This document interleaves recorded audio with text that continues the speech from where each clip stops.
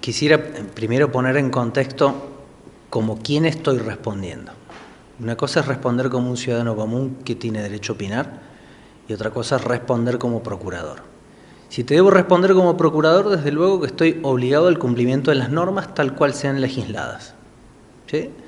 Si el poder político toma la decisión y por supuesto el conjunto de la sociedad toma decisión a través de sus representantes, yo no tengo más opinión al respecto que aplicar la norma tal cual viene dada. Es decir, para eso tenemos códigos y tenemos procedimientos que aplicar. Ahora, por más que sea funcionario y tenga obligaciones legales y tenga procedimientos y normas de fondo que cumplir, también soy un ciudadano y también tengo una opinión al respecto.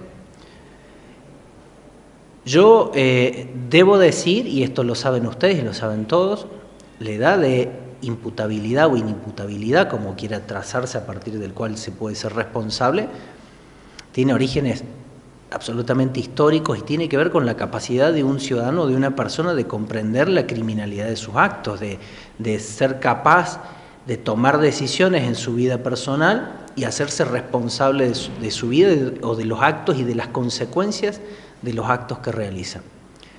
Desde ese lugar, claro que te digo, mirá, los chicos de hace 20, 30, 40, 50 años no tienen la misma madurez que los chicos de hoy. Han aprendido modelos distintos, hoy tienen un acceso a la tecnología, tienen acceso a un mundo, comprenden las cosas de una manera que es muy distinta a cómo se la comprendía antes. De hecho, hay muchas cosas que hay que mejorar, incluso hasta en la educación, siempre lo decimos, pero fíjate que nunca reformamos la educación y sí nos abocamos a reformar la cuestión penal en relación a los menores. Y en ese sentido es donde digo que tenemos una deuda social. A los niños, ¿qué es lo que me preocupa? Que esta discusión de la edad de imputabilidad o inimputabilidad está aislada la discusión. Y ahí es donde veo un enorme peligro, te diría, y una deuda social que siempre sigue dando vueltas. A los niños se los invisibiliza o se los va a invisibilizar dos veces.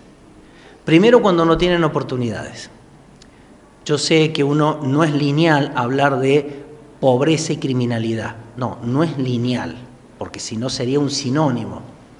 Pero la verdad es que cuando los niños nacen y se desarrollan en un contexto, cuyo contexto aprenden ciertos patrones de conducta, patrones que son desde la violencia de la casa, violencia ejercida contra ellos mismos, normalmente son chicos nacidos de entornos familiares hasta promiscuos o madres que han sido abusadas. Digo, hay toda una construcción de modelos hasta que un niño llega a ser delincuente por primera vez. Nosotros lo vemos todos los días cuando llegamos a la determinación de responsabilidad de un niño, analizamos un caso en particular. Si uno mira su entorno, mira los expedientes en los que ha sido parte el menor, desde la primera comunica situación que hicieron en la familia, en un centro de salud, en la escuela. Digo, el problema de ese niño nos lo vienen diciendo a gritos desde mucho antes de haber cometido el primer ilícito. Entonces digo, la respuesta es el encarcelamiento. Lo invisibilizamos como sujeto de la sociedad, porque somos nosotros los que lo invisibilizamos. Y ahora institucionalmente, para sentirnos más tranquilos, decidimos directamente invisibilizarlo, privándolo de su libertad.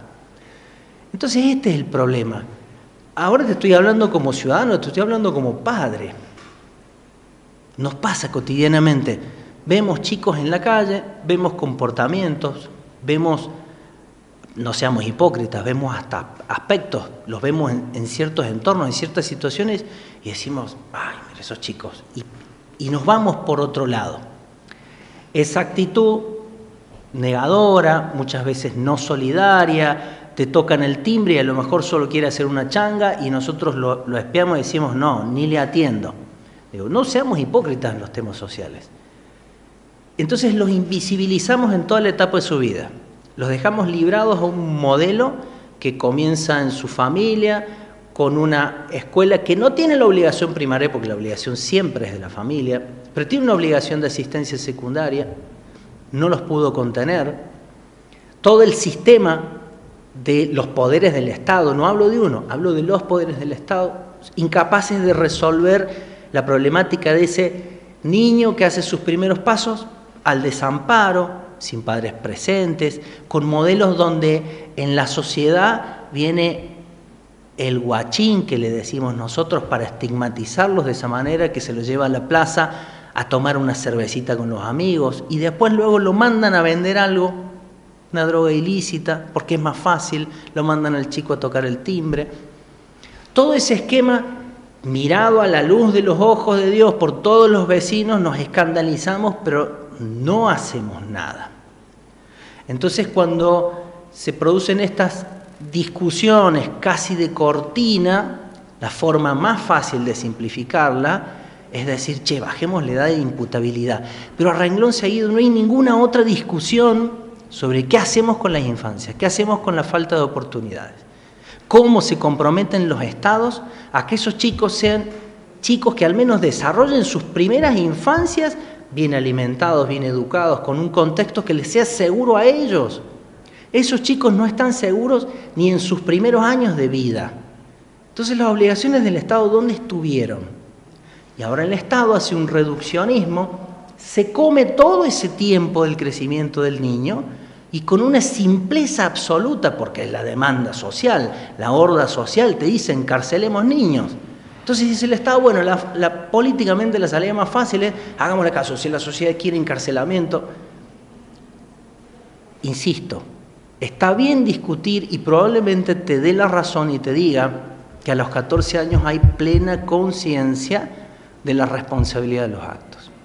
Estoy de acuerdo, pero te pregunto, como Estado, como organizaciones, ¿qué hicimos para evitar que esos chicos lleguen a esa situación?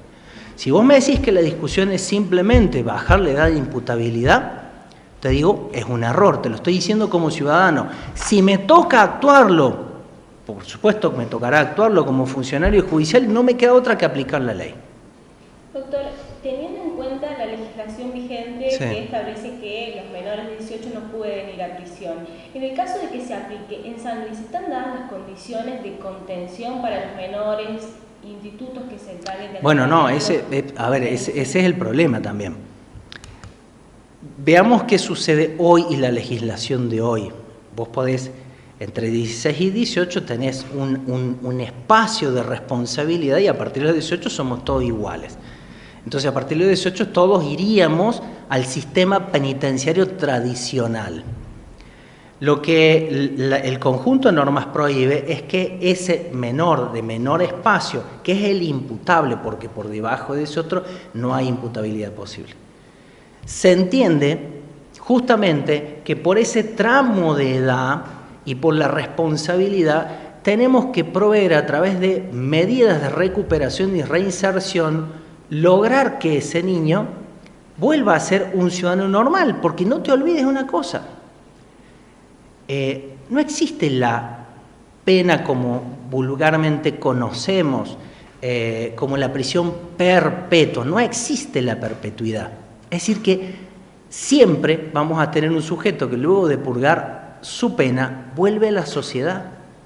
Y las cárceles, yo sé, lo vas a decir vos, lo va a decir cualquier ciudadano que nos esté mirando, va a decir, a ver, no hay una cárcel posible que pueda reinsertar a alguien.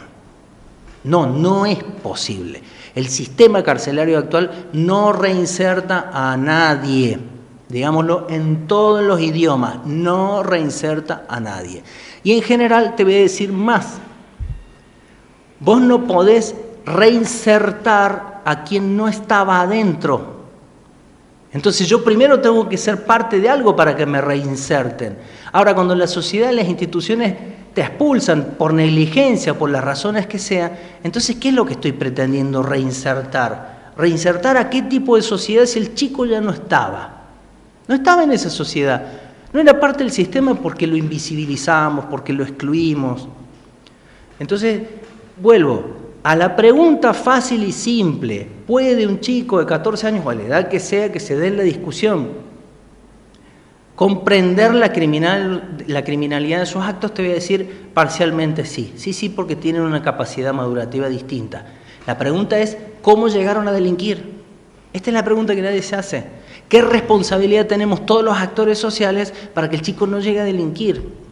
No sé si vos sos mamá, si vos sos papá, yo soy papá. Todos los días me pregunto, si mis hijos son ciudadanos con una categoría de derechos distintas a la de esos que veo en la calle, no.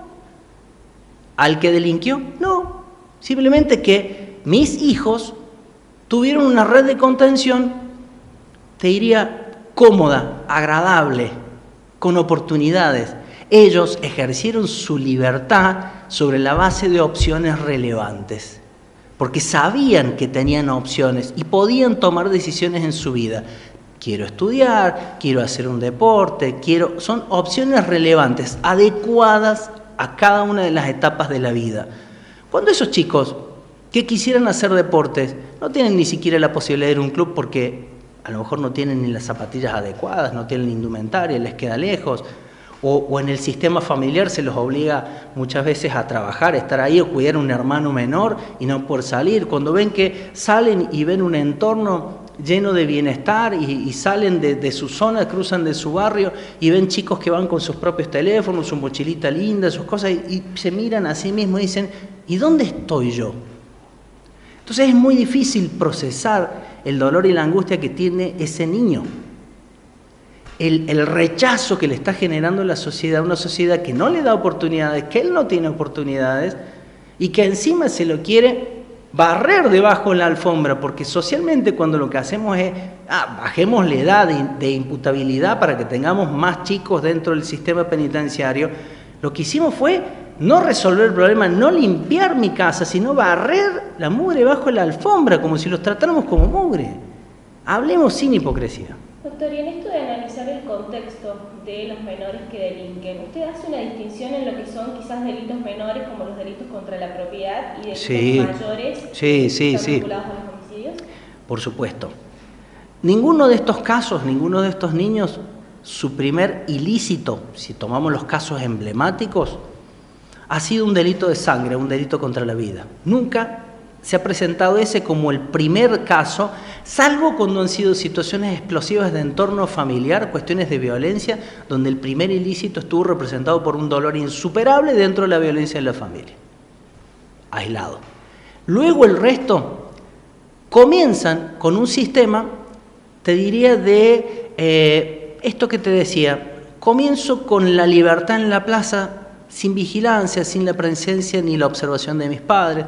Comienzo con la bagatela, comienzo con el contacto con un mayor que me perjudica al menos en el modo que yo estoy aprendiendo la vida.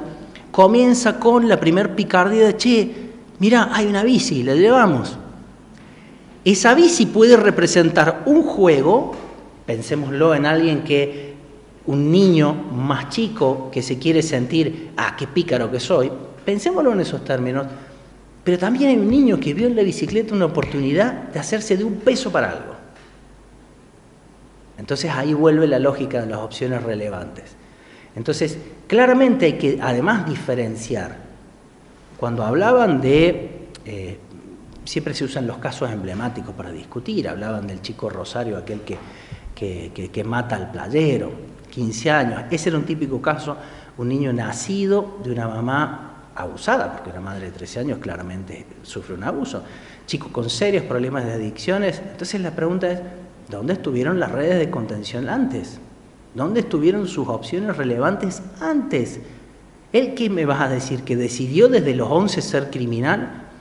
Y tal vez te diría, si lo decidió influenciado porque su modelo social, porque su padre era un delincuente, porque sus hermanos tal vez lo eran, porque su entorno, en el barrio en el que viven, si no sos el capanga, sos un tonto, si no sos el capanga, sos abusado, si no sos el capanga, no sos un crack, si sos el capanga.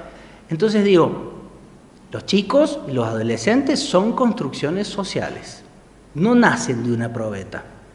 ¿Qué le damos nosotros como sociedad para evitar que sean esos delincuentes?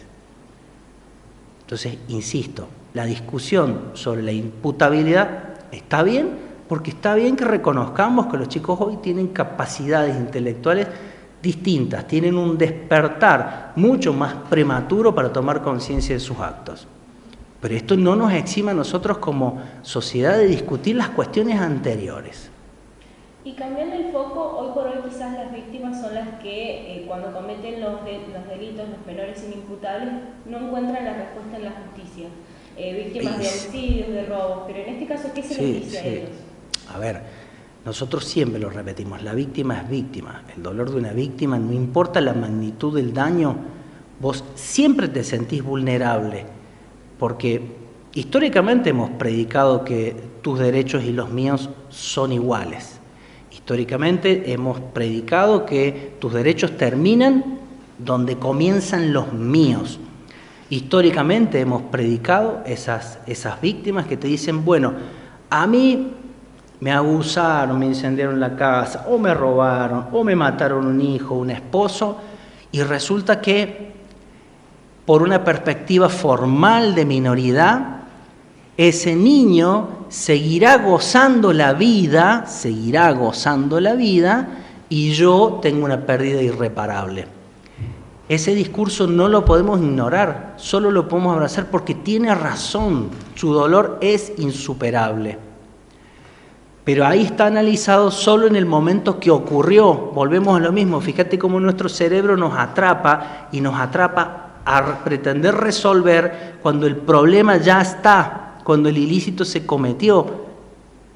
Este es el engaño que hace nuestro cerebro, la sociedad, que en vez de discutirse, bueno, ¿cómo evitamos? Porque hay sociedades y hay modelos donde no hay este tipo de delincuencia. Entonces no estoy diciendo que no sea posible, todo lo contrario, estoy diciendo que es posible. Entonces quedamos atrapados siempre en una espiral, un caracol chiquitito, que es el problema de la coyuntura. Analizamos el caso escandaloso, analizamos el dolor insoportable que uno sufre cuando ve que alguien, ese o cualquiera, ojo, porque puede ser también una persona mayor, una persona plenamente capaz, pero siempre nos encerramos en el proceso racional más corto, el más cómodo. Pero yo tengo una responsabilidad. Yo aplico normas, pero también las aplico con criterio de racionalidad.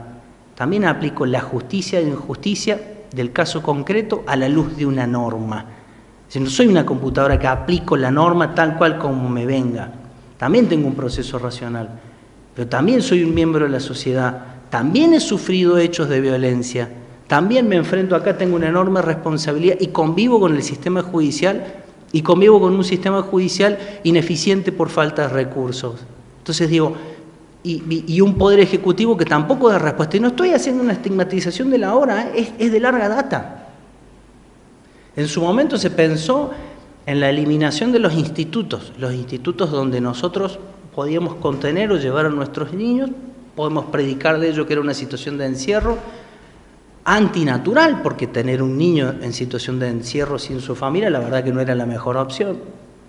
Pero de todas maneras siempre tiene que estar el Estado presente con otras opciones de contención. No podemos permitir que cuando nosotros nos llega una situación comunicada, una comunica situación de la escuela, del centro de salud, donde sea, no tenemos nada para hacer un seguimiento.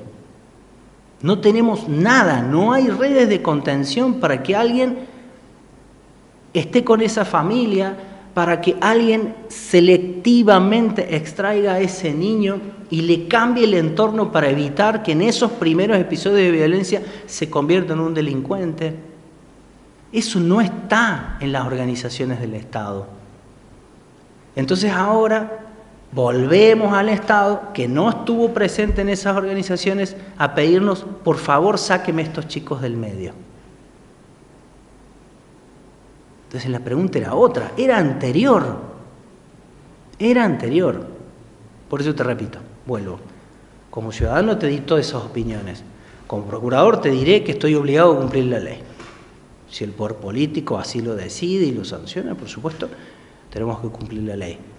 Pero créanme que responder solo por la inimputabilidad, sin preguntarse en ese otro sistema en el que todos somos parte. Todos los días levantate y preguntate si tus hijos tienen una categoría de derechos superiores a otros. No. Solo que tus hijos tienen otras oportunidades, tienen otra contención, los míos también. Distinto a los otros que no tuvieron oportunidades. Entonces, si vamos a dar una discusión, que sea una discusión pura, que sea una discusión sana y que no sea una coyuntura del momento, porque hay muchas cosas que no podemos contener, la gente está angustiada con justa razón, la gente está muy mal económicamente con justa razón, la inseguridad vuela por las nubes con justa razón, somos ineficientes como poder público, el poder judicial sí, y hay que decirlo con justa razón, no tenemos ningún tipo de recursos para enfrentar la problemática, pero digo, entonces cuando estamos en todas estas descripciones, volvamos al comienzo. Replanteémonos lo que hacemos con la educación, con los clubes, con la contención social. No es filosófico lo que estoy diciendo. Lo ves vos como hija, vecina, madre de esta sociedad. Vos caminás las calles de San Luis. Entonces tengamos una discusión más profunda. Insisto, para terminar. ¿Corresponde analizarlo? Sí, corresponde analizarlo. Siempre es sano analizarlo. Reformar las leyes, bien. Pero que no sea tapar el sol con la mano. Eso es un grave error.